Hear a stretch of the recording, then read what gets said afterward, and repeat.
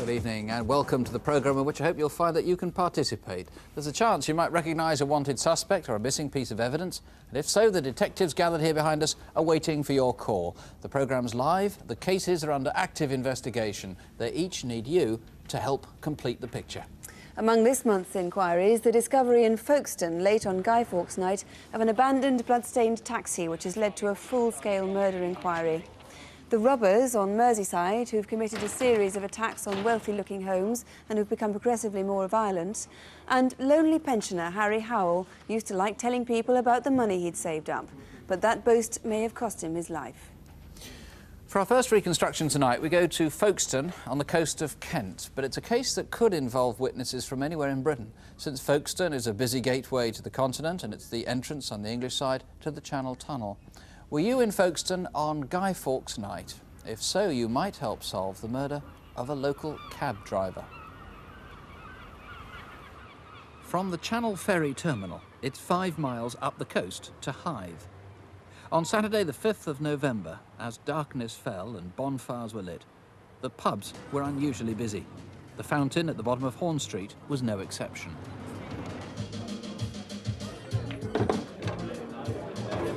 Mary Reid had been trying to help customers get home. Hello? Can I order a taxi, please, at the Fountain? Half an hour's wait? Oh, I'm sorry. No, we'll have to try another company.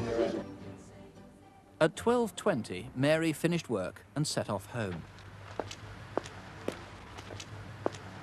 There was this taxi sitting in the lay-by, and I thought, oh, we've been trying all evening, and there's one sitting there.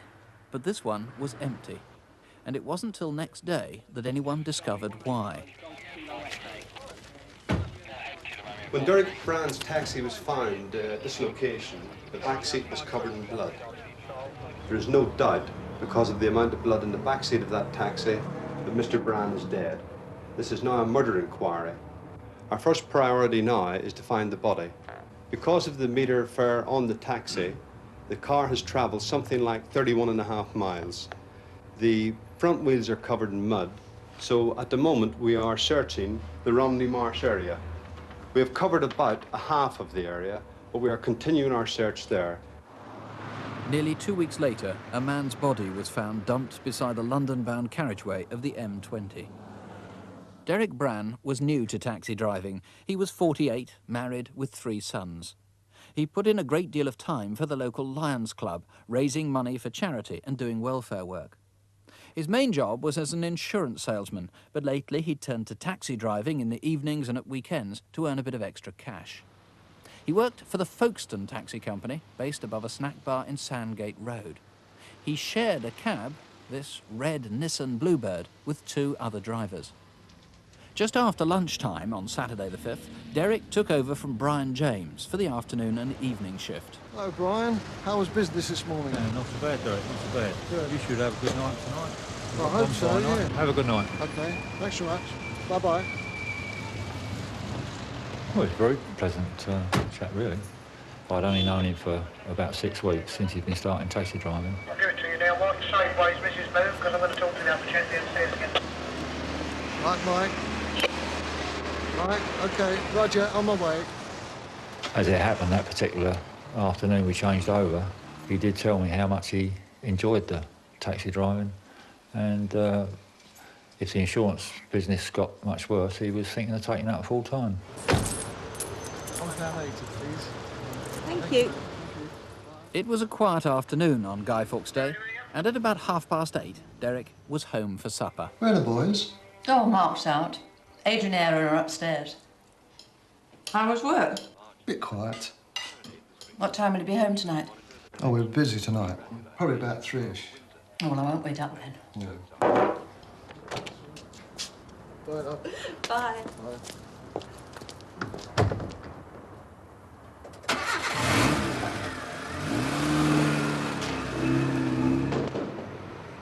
Folkestone Harbour. At 10 o'clock, outside the Burston Hotel, another taxi driver clearly remembers seeing Derek waiting in the rank. Lane, Mike. Anybody else clearing out Sheraton, Martin, Charlie and Delver? 20 minutes later, Derek might have been seen again by the security guard on duty in Middleburg Square. He saw two men get into what he thinks was Derek's taxi. Evening. Where to then, Gov? Police know of no one who saw Derek after this. We can only theorise about what happened, but it is possible that Derek took a fare to somewhere in the Folkestone area. When he's asked for the fare, he's been stabbed, and they've decided, in blind panic, that they must take him to a hospital. The only casualty hospital is in the Ashford area, and they've driven him up the motorway, the M20. It has become apparent to them that he was already dead, and we know that the taxi stopped where the body was dumped. I don't think that Derek himself drove this cab out of the area, because it was standard procedure for him to call into his control to say when he was leaving the Folkestone area. So I think we can safely bet that the offender has driven the taxi. They know the taxi stopped where the body was dumped because it was noticed by a couple driving past. What's it on his old bill? No, it's not. It's a taxi. 5 miles later, they saw the cab turn off at junction 10. At about the same time, a man was seen walking down the verge beside the hard shoulder, back in the direction of Folkestone. We believe this man leaving the taxi was one of the attackers and has made his way down the motorway. Meanwhile, the taxi itself has been sighted sometime shortly after 11 in this area of the Romney Marsh. I'm an ambulance driver who drives down through the marsh every night. And when I was driving along, didn't see many cars. And I come across a taxi moving slowly. I had to brake hard. I thought it was really unusual to see a Folkestone taxi out in the marsh. The taxi headed back to Folkestone, and at about 11:15, a cab was seen at the bottom of Horn Street. It seemed to have overshot the road.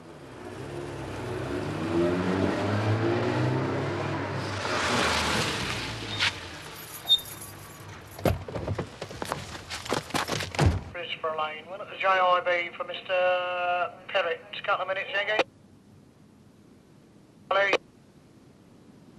2. Joe Finney, Derek Brown had been stabbed 34 times, I gather. That's correct. There can be absolutely no doubt that his assailant was covered in blood. And we would like to appeal to anyone who has had a relative, a friend, anyone they know on bonfire night come home with blood on their clothing. With perhaps an excuse that they were helping someone else who got injured on Guy Fawkes Night by a bonfire or firework or something like that. But I gather the assailant also cut themselves. The forensic scientists have told us that there are 2 types of blood in that taxi. So undoubtedly this person has cut himself. OK, now the man we saw walking back towards Folkestone on the verge of the M20, you feel pretty confident that he was involved in this crime? Logic would dictate that he was involved in this offence. It is possible that he wished to disassociate himself, that he went along maybe for the theft, maybe in order to run away from the taxi without paying the fare. And when they had eventually to dump the body, he's decided he doesn't want to have anything more to do with it, and he's walked off rather than stay in the taxi. OK, well, if that guy wants to ring in, he might do himself a favour if he wants to dissociate himself from the murder. Since we filmed the reconstruction, I gather you've got evidence there was a white van seen behind the cab, parked on the hard shoulder of the M20. That's correct. A white van was parked very close behind it, a matter of feet. Where the taxi had its indicator lights all flashing, all 4, and this van was directly behind it. Now, it could have been involved in a sort of conspiracy to get rid of the body. It could have just been a passerby who stopped seeing what he thought was a car in trouble with its warning hazard lights on, presumably. So again, he wants to come forward, Obviously, please. we would like him to come forward, About please. 11 o'clock, November the 5th, 10, 11 o'clock sometime in the evening. About 10:30. Now, when we saw the car go past Horn Street, the cab, and Horn Street, I should say, is the street where the Fountain Pub is, it seemed to overshoot it and then move back again. Somebody who saw that got a very good look at the driver, and you've got an artist's impression. That is correct. In fact, it was a witness who saw the taxi entering the area as he left it. We have got a good artist's impression. The witness himself is pleased with this impression, and we would ask for anyone who knows a person who looks like this to contact us. OK, a lot of clues there. This was a murder, it seems, with a theft of 50 or 60 quid. If you've any information you think might help, here's the number 01811 8055, or Folkestone Police Station. You can call that on 0303 850055. That's 0303 for Folkestone, 850055. Well, now to look at the results of last month's cases so far. Police are still following up a large number of calls on the murders of double glazing salesman David Short and of prostitute Linda Donaldson, but there are no positive leads as yet on those two. Our third reconstruction was the armed robbery of a security van outside Lloyd's Bank in Grays, Essex, by two men who then escaped on motorbikes. On this case, police have received some excellent information, and for the moment, that's all we're able to say. Also in last month's Crimewatch, police asked for your help to find a man who was wanted in connection with a series of alleged frauds in and around Essex over the last 2 years. Now, as a direct result of that programme, a man has since been charged with 6 offences of obtaining property by deception. And in Glasgow, a 33-year-old man was arrested as a direct result again of a viewer's information. He's now in custody, charged in connection with an armed raid on a building society in Duke Street. Well, now to tonight's photo call, where we show you pictures once again of people police need to question in connection with their investigations. Here now is Superintendent David Hatcher. First, my colleagues in Blackburn want to speak to this man, Mark Thomas Elliott. He may have important information about a series of woundings which occurred in Blackburn last year. The last attack in October took place here on the Fishmore estate. The victim was struck around the body with a hammer and an attempt was made to break his arms and legs. Elliott is 26 years old, 6'2" tall, with short, dark hair. Give us a ring if you know where he is. Next, you recognise this couple. Their real names are Derek and Christine Kennard, but you may know them as the Parks or the Cannons, the Cooks or even the Roberts. My colleagues in Brecon in Wales would like to speak to them about a series of frauds from which over £120,000 has been obtained.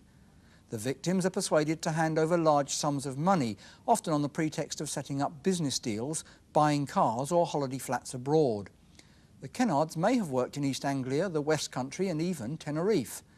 Derek Kennard, who sometimes introduces himself as Del Boy, is 5'9" tall, stocky, with tattoos on his arms. His wife is 5'4" tall, slim and a smoker.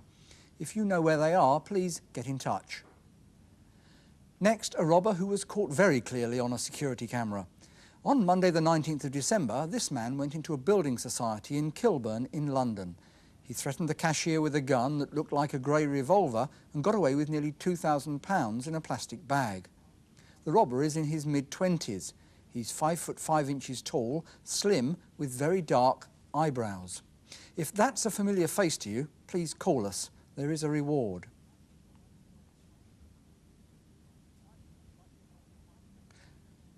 Finally, we'd like your help to find this man, William Grant. We think he might have vital information about the attempted murder of James Rossborough. He was shot outside this hotel, the Buxton Manor, in Blackpool in the early hours of the 3rd of December. James Rossborough suffered severe injuries but is now making a reasonable recovery. We know William Grant was in Glasgow on the 5th of December, but where is he now? He's 25, 6'2" tall, slim, with black hair and may have a beard now. If you've seen him or any of our photo call faces, call us now. And that's the number. If there's anyone you think you recognise, 01811 8055. Well, our next reconstruction is a series of armed robberies. There have been 8 so far, which have all taken place around the south and southeast of Liverpool. The gang picks on wealthy-looking houses while the owners are home for the evening. And because the gang is armed and because recently the robbers seem to be using more violence, police are concerned to prevent the real possibility that if there's a next time, somebody could be killed. The most recent victims are a retired couple who've lived in their house for more than 30 years, having built it themselves in the 1950s. Now, after their ordeal, they're planning to move. Our reconstruction begins at their home in Liverpool. It's Thursday, the 17th of November. Mr. Frank Perkins is 82 years old. He suffers from a heart condition and lives quietly with his wife, Pamela. Here you are, dear. Thanks very much. You ready for bed soon? Very shortly. Good. Tell me, how was Frank? Fine.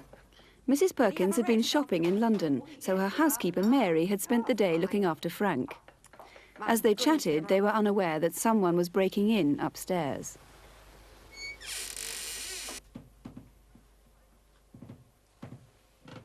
I was trying to look for that material. Don't move. Just do as you're told and you won't get hurt. You over here, or I'll blow her brains out. Where's the back door? There. Move! Move!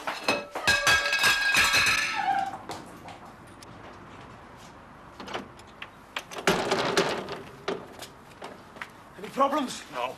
Come here, you. Now. Come on, move it. Move. Is there anyone else in the house? Yes, my husband. Where is he? In the bathroom, but please don't hurt him. He's a very sick man. I'll get him. Don't move! What the hell do you think you're doing? Just do as you're told and you won't get hurt. So come on, move it. Get in. Sit down and shut up. You, where's the money? We don't keep any money in the house. The jewellery then, where's the jewellery? It's upstairs on my dressing table. What's that? Give us that.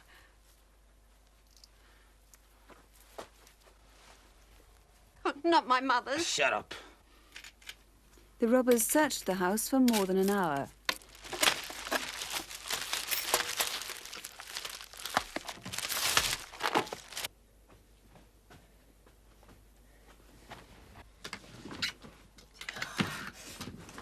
They used a variety of accents, perhaps to confuse the victims, but police believe they are from Merseyside. Come on, let's go! It's okay, I'm coming. Hurry up! And we've got your car! On several occasions, the gang have used the victims' own cars for their getaway. The Perkins white Golf was abandoned 200 yards from the house. The first robbery was almost exactly a year ago, and all the robberies since then have followed a similar pattern. By April, there'd been 4 attacks, and then they stopped. The next one was 6 months later, in October. But this time, something went wrong. It's Friday, the 7th of October. Mrs. Johnson was leaving home to do some shopping when she saw a man acting strangely. He seemed to be watching her.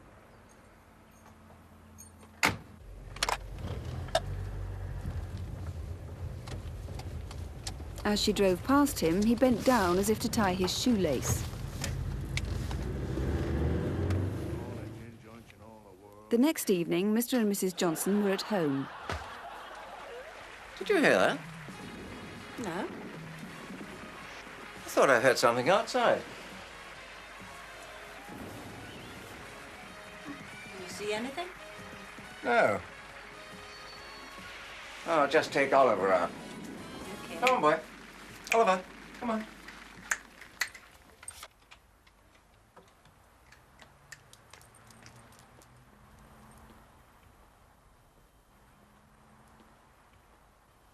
No! Down, you bastard! Get down! You want down! I'm gonna go! Down! Come here, you! Grab it! Come here, you! Get down! Get down! Get down! Shut up! Shut up! Fortunately, a neighbour heard the scuffle. Hey there, shut up! Are you all right, Mr. Johnson? Help! Hold on, I'll get me dad. Dad! Help! Shut up! Please! Let's get out of here! Help! Help!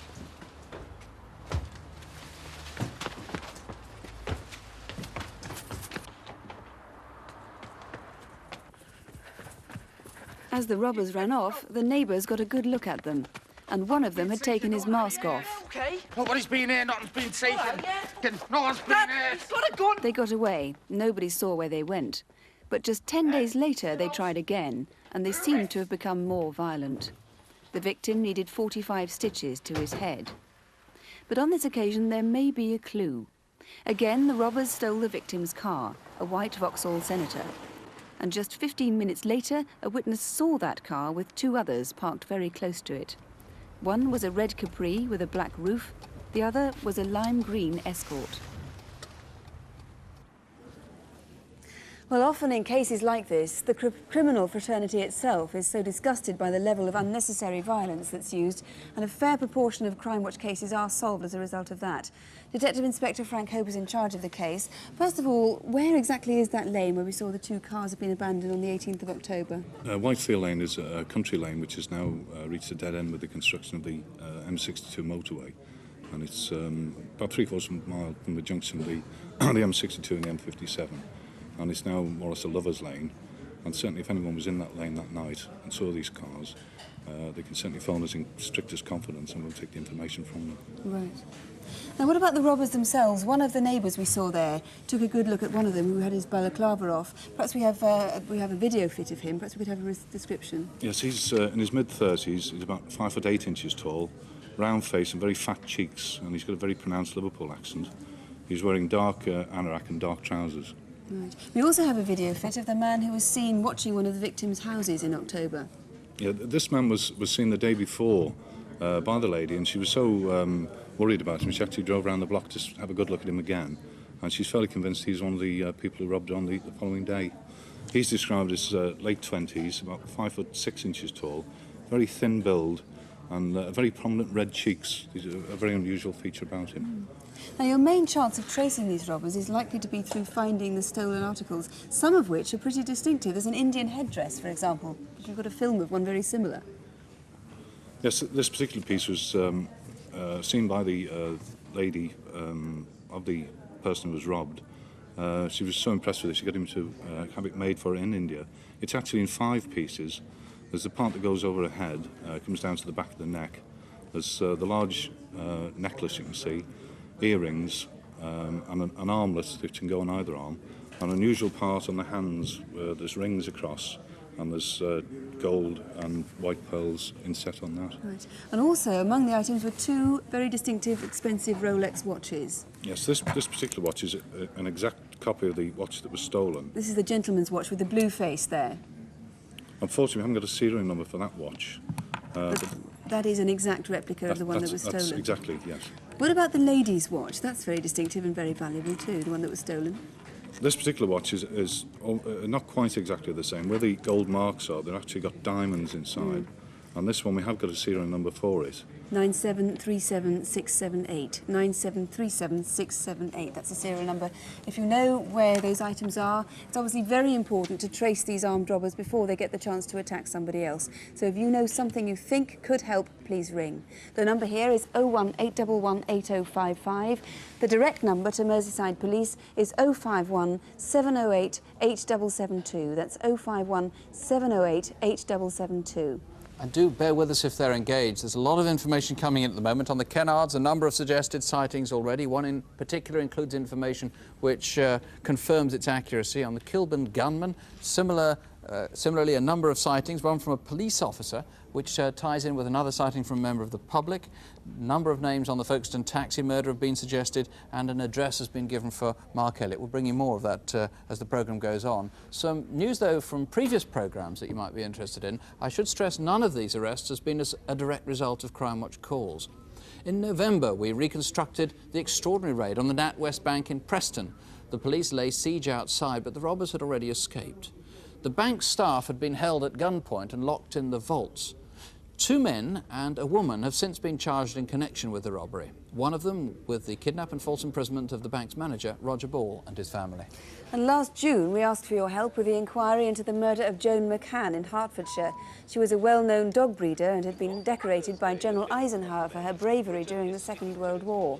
Well, you might perhaps have heard that a woman has been charged with her murder, but inquiries are still continuing. And last March, we reconstructed the last days of Lynette White, a prostitute who worked in the Tiger Bay district of Cardiff. In fact, 5 men have now been charged with Lynette's murder.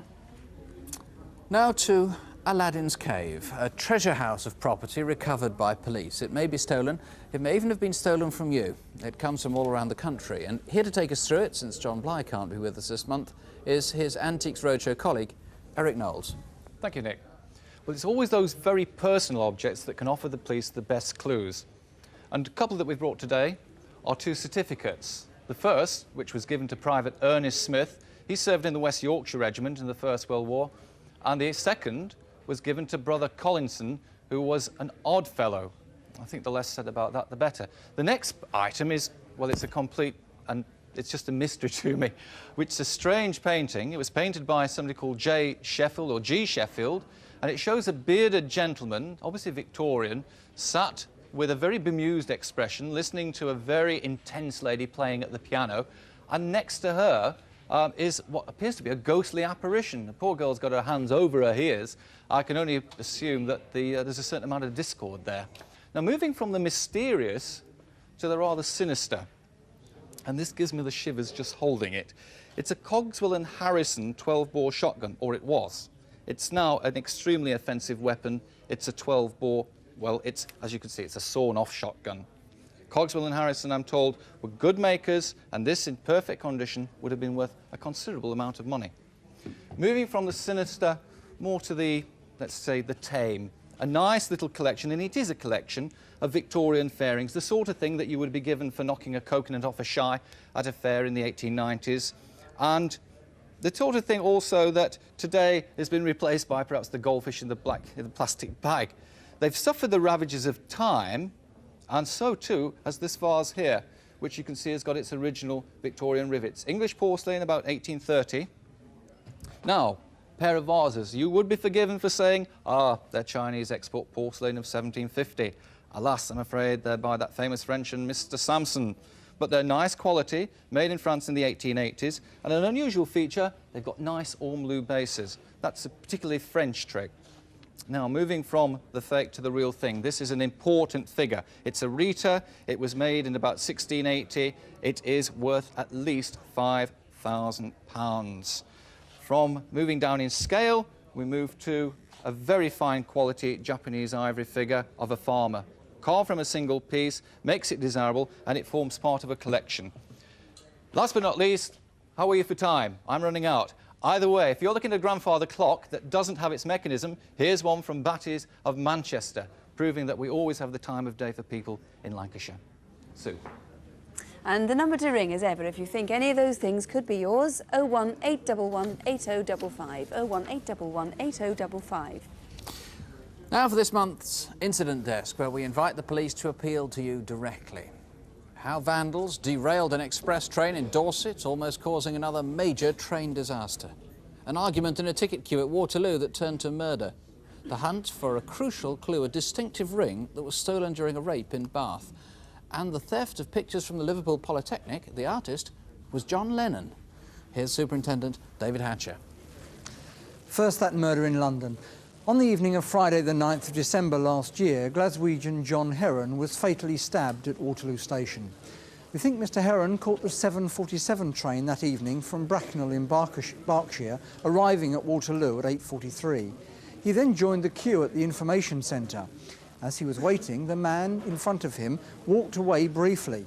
When he returned to the front of the queue, John Heron told him to get to the back as he'd lost his place.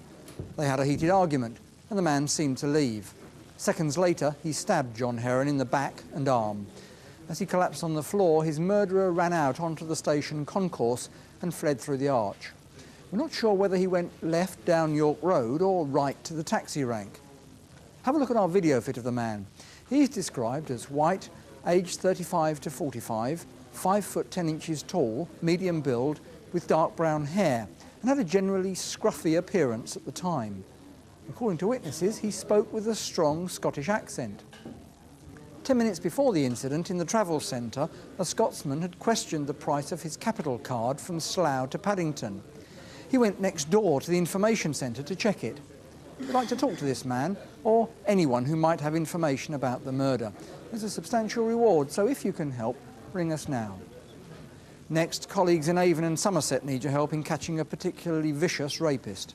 Between 1 and 2 p.m. on Wednesday the 8th of June in Camden Crescent, Bath, a woman was raped at knife point when a man forced his way into her basement flat.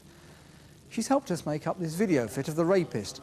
He's Afro-Caribbean, in his early 20s, about 5 foot 9 inches tall, clean-shaven with short hair.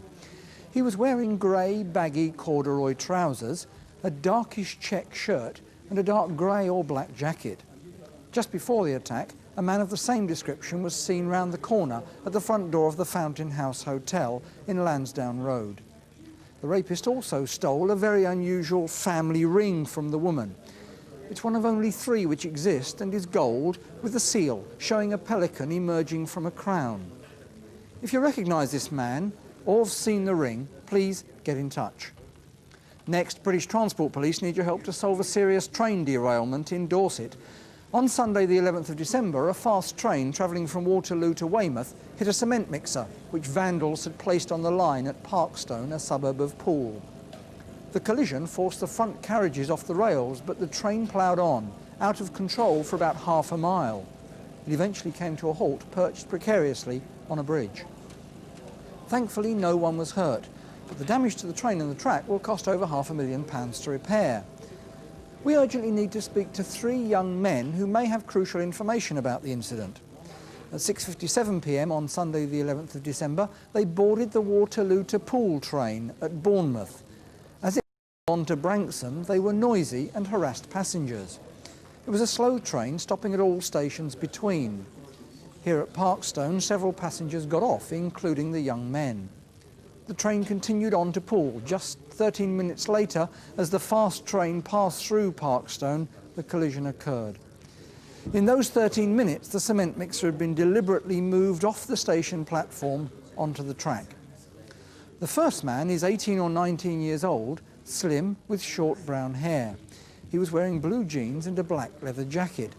The second is also 18 or 19, with fair hair in a crew cut and wearing jeans and a denim jacket.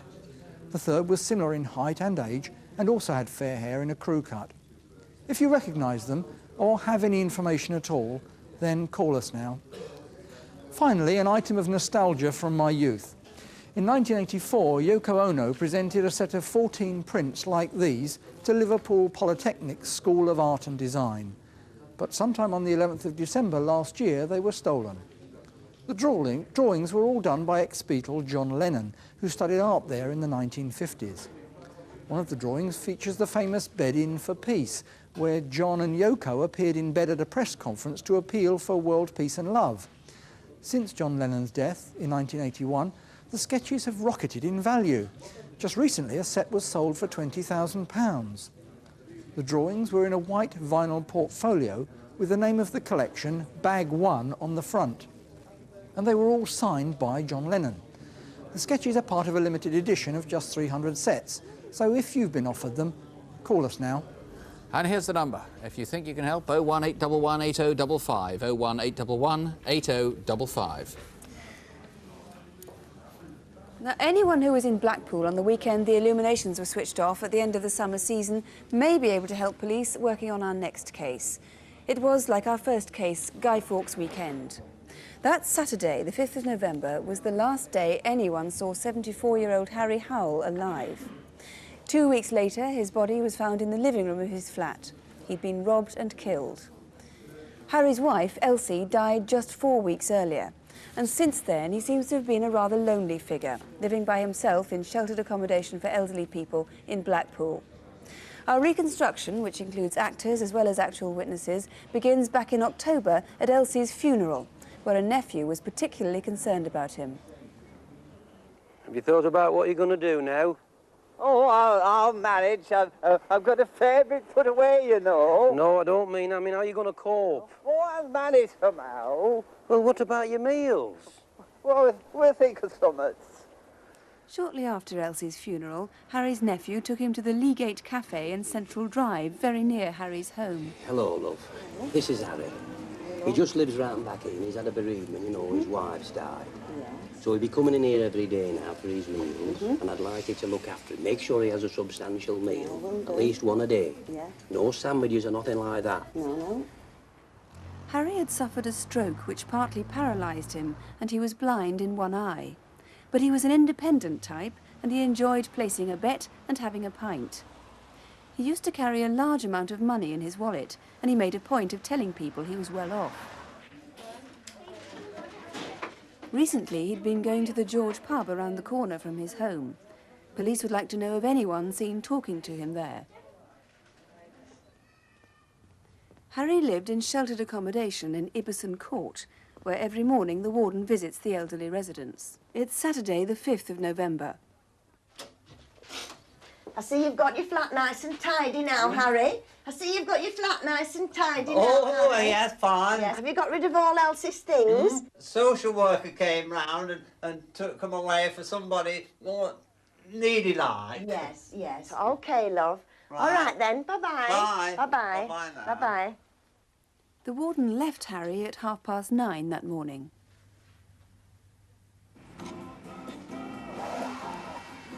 An hour later, he was having his breakfast at the Leagate Cafe as usual.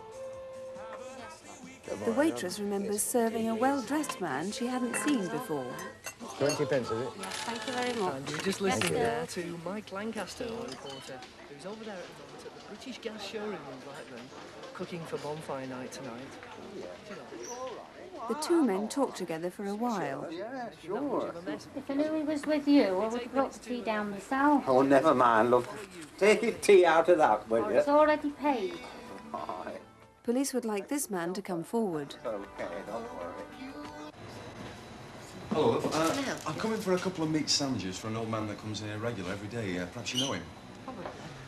This is Burton's Bakery on Central Drive, where Harry usually bought a pie at lunchtime.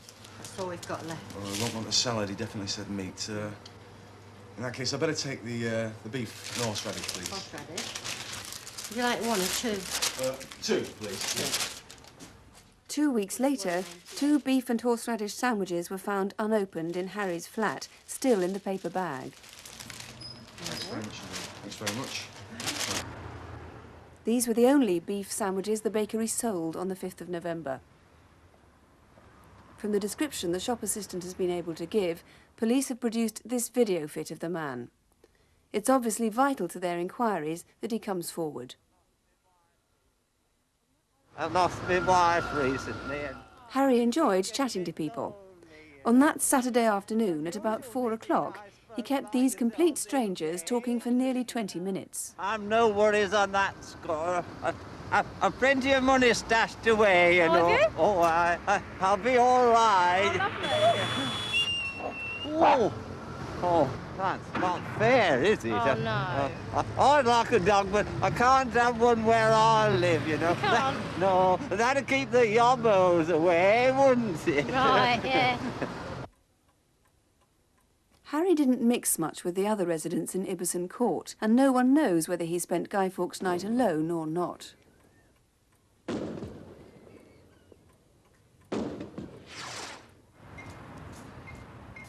On Sunday morning, the milkman delivered Harry's usual pint.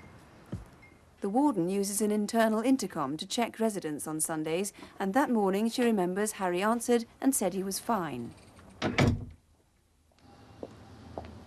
Next day, on Monday, the warden on her usual rounds noticed a piece of white card stuck to Harry's door. It was the system residents used to signify they'd gone out for a while.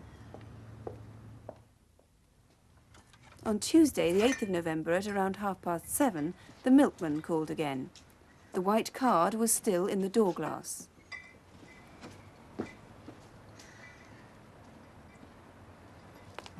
About an hour later, the home help sent by the social services arrived.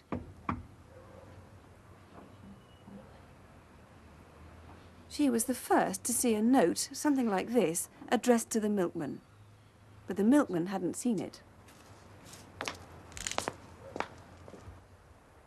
Half an hour after that, the deputy warden passed by on the regular round. She too remembers seeing a note. The window cleaner who came round that afternoon didn't see a note. So what had happened to it?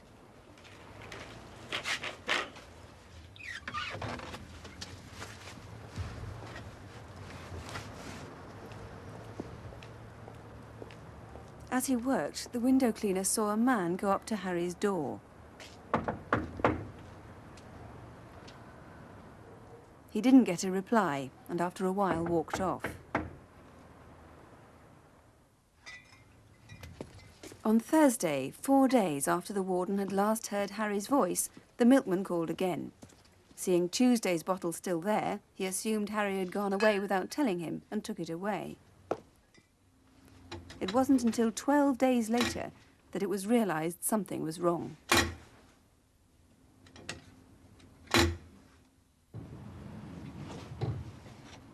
On Tuesday, the 22nd of November, the window cleaner came round again. He was the first person to notice that Harry's door had been damaged, although it was still firmly locked.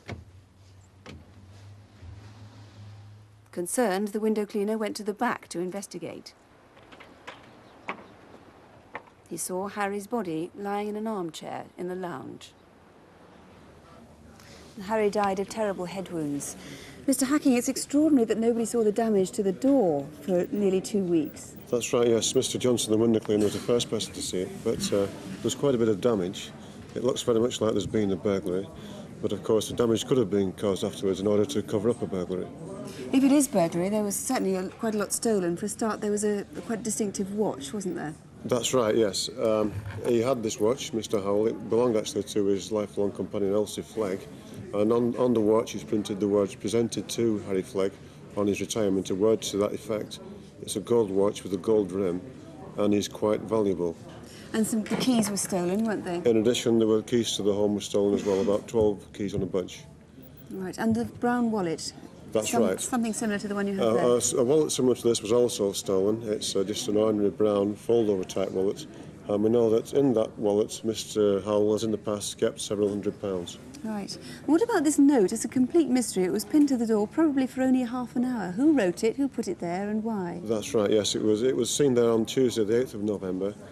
It was either put there by Mr. Howell or by his killer. Now, the indications are that Mr. Howell didn't put it there. There was no indication that he was going away anywhere. He hasn't put notes of that sort there before. So, in all probability, it was the person who was connected with Mr. Howell's death who put that note there. Right. Now, we're looking in particular for 2 men. The man, first of all, who went into Burton's bakery that Saturday for some beef and horseradish sandwiches for an old man, as he said. Could we have his description? That's right, yes. The man who went into Burton's bakery, he was quite a tall man. He was slim, with a pale, drawn face, with dark hair that fell over his face, over his forehead.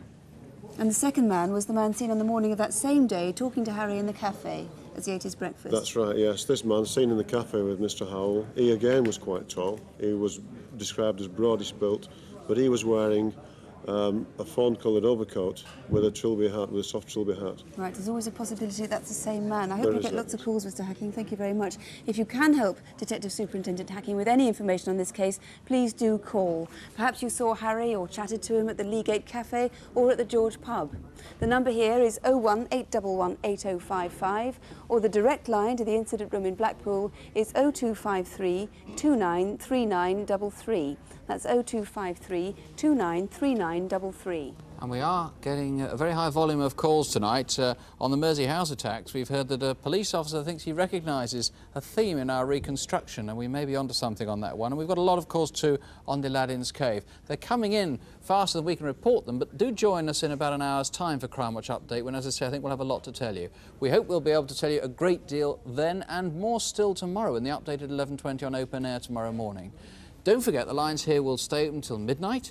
We'll give you local numbers in a moment. You'll also find them on CFAX on page 186. Or, of course, you can always write to us. That's Crimewatch UK, BBC TV, London, W12 7RJ. Do reflect on the fact that we've distilled several months of serious crime into the last 45 minutes. So don't have nightmares, do sleep well. Good night. Good night.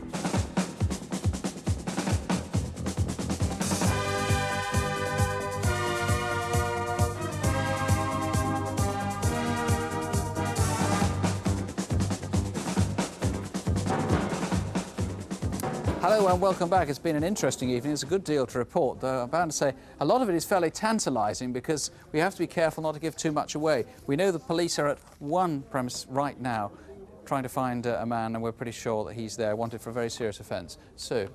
Well, we'll first of all see what news there is from Photocall, which often produces quite quick results for obvious reasons. David Hatcher's been looking at the calls. First of all, the case of Mark Elliott, who was wanted for questioning in connection with some brutal offences in Blackburn. Yes, 6 attacks, we think. Well, we've had positive sightings of him and a couple of addresses that are being checked out now, including one in Lancashire. Then Derek and Christine Kennard, who defrauded £120,000. They were the ones with about 5 aliases. That's right, yes. Parks, Cannons, Cook, Roberts, all those names. Well, an excellent response there. Over 30 calls in the studio here and also more at the incident room. Again, many reported sightings as far apart as Palma Nova in Mallorca, Devon and Liverpool yesterday. So that one looks promising. But if you still recognise them, call. Then there was the man who was captured on security camera robbing a building society in Kilburn in northwest London. Yes, we've had one woman call to ask to see this picture again. And also several people feel they've had contact with him, including some more possible names for this particular suspect. And finally, William Grant, who was wanted in connection with an attempted murder in Blackpool. Well, I'm not going to say a lot about him other than that there's a lot of activity going on now to try and trace him. And if anybody still thinks they know who he is or where he is, please call. There are officers, especially in Glasgow, at the incident room there, waiting for calls. Right, David Hatcher, thank you very much for the moment. Nick? Well, now to the Guy Fawkes night murder in Folkestone. Derek Brann, a married man with 3 sons, was found with multiple stab wounds on the northbound carriageway of the M20. He was a taxi driver, and what may have been the last sighting of him was at Middleburg Square when 2 men were seen getting into a cab. Less than an hour later, a man was seen walking back towards Folkestone on the verge beside the motorway at the M20. Now, police asked us to try and trace all those 3 men, either to implicate them or eliminate them. It's hard to make of what you've got from these calls so far. What do you make of it? Well, we've certainly got a good response and an awful lot of stuff to follow up. We will have a lot of work out of tonight's programme. Now, I know that you've got one possible identification of the man on the verge, but you're not sure about it at all. No, we've had an anonymous lady phone in naming the person walking on the verge. We would dearly like her to ring back. There's not an awful lot we can do with just a name. We need a few more details. And can I emphasise, everything will be in the strictest confidence. What about at Folkestone where the incident room is? There's been a high volume of calls there as well. There has indeed, and one call in particular, a lady has rung in, very concerned, has suggested a name of a person from the Ashford area who may have actually committed this offence. We would like her to contact us again. Now, why? Do you need more details about her, or do you need just more to go on? No, nothing about her. We would just need more information to go on. OK, fine. It's worth saying, incidentally, that there was an Astra car, we now know, or pretty sure it was an Astra, which was broken down or had a puncture outside the pub, the Fountain Pub in Horn Street on Folkestone, on November the 5th, Guy Fawkes night. If that was your car, please call us straight away. Sue? Well, our next case is the series of armed robberies around the south and southeast of Liverpool by a gang who seem to be becoming increasingly aggressive. The most recent victims were a retired couple who'd built their own house more than 30 years ago, and they've lived there ever since. But on the evening of November the 17th, exactly 8 weeks ago, the robbers burst in as the couple were spending a quiet evening at home with their housekeeper. Don't move. Just do as you're told and you won't get hurt. You over here. Get in. Sit down and shut up. You. Where's the money? We don't keep any money in the house. The jewellery, then. Where's the jewellery? Well, Mr Hope, there's a £20,000 reward for information leading to these robbers. How many calls have you had? We've got 120 up to now. Certainly with some names for these people, and also more calls about the jewellery. There's a lot of calls asking to see those watches again. Yes. Because, they're both Rolex watches. This is the one that's an exact replica of the watch that was stolen. This is the one with a blue face, a gent's one we're looking at. A gent's watch, yes. Unfortunately, we haven't got a serial number for that one. But this watch is almost an exact replica, except there's diamonds where these pieces of gold are. And this one has got the serial number. Right, and just to repeat that, it's 9737678, the serial number. And that's on the back of the watch and also on the back of the strap. Right, and could we see the 2 video fits again and have those descriptions? The first man's about 30 years of age. He's 5'8" tall, round face, very fat cheeks with a Liverpool accent. The other guy's a bit younger. He's in his 20s, about 5'6" inches tall. Very slim build, and he's got very prominent red cheeks, which makes him stand out quite a bit. If you recognise these men, they're dangerous men. Please do call us. Let's now see what's happened with Aladdin's Cave, the treasure trove of property. Police were trying to trace the rightful owners of it. Here's Eric Knowles. Well, lots of positive things happening at this side. We've had a phone call from a gentleman in Norfolk who claims that Private Ernest Smith is almost certainly his father.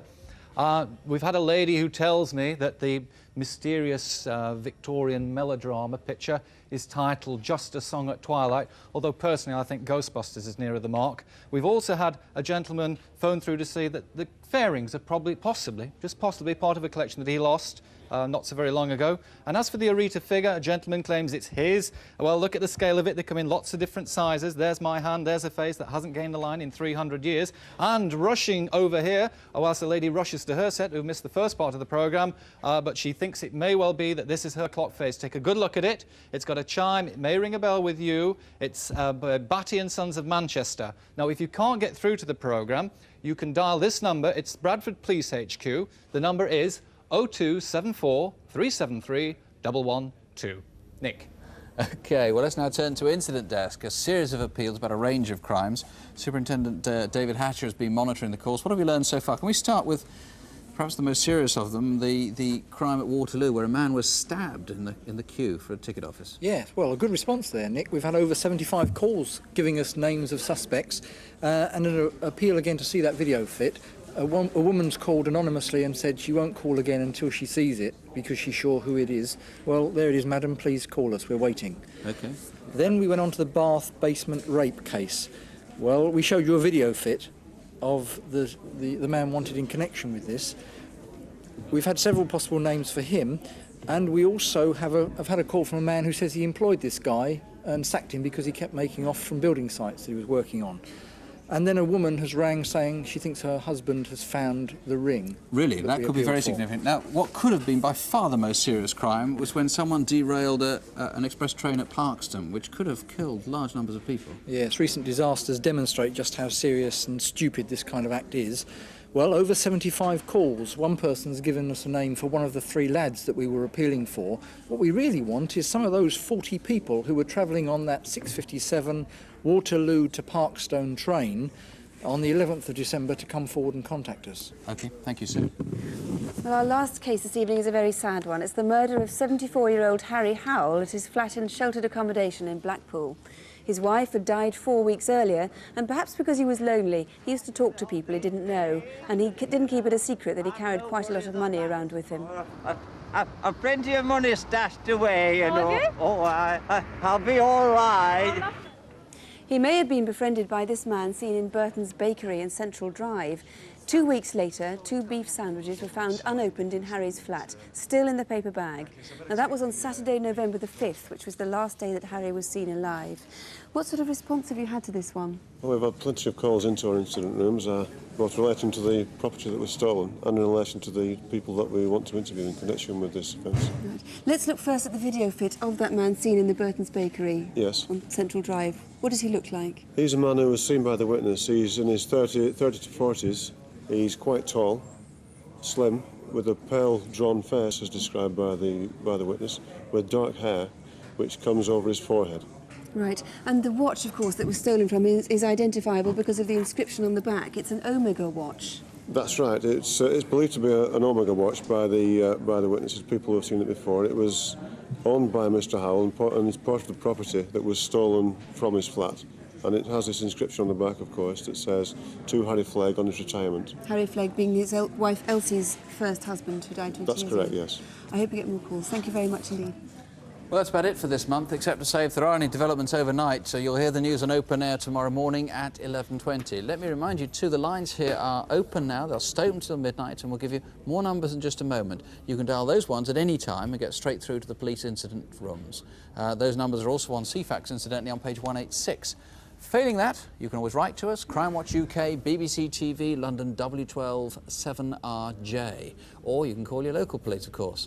We're back in a month's time on the 9th of February. Meanwhile, don't have nightmares, do please. Sleep well. Good night. Good night.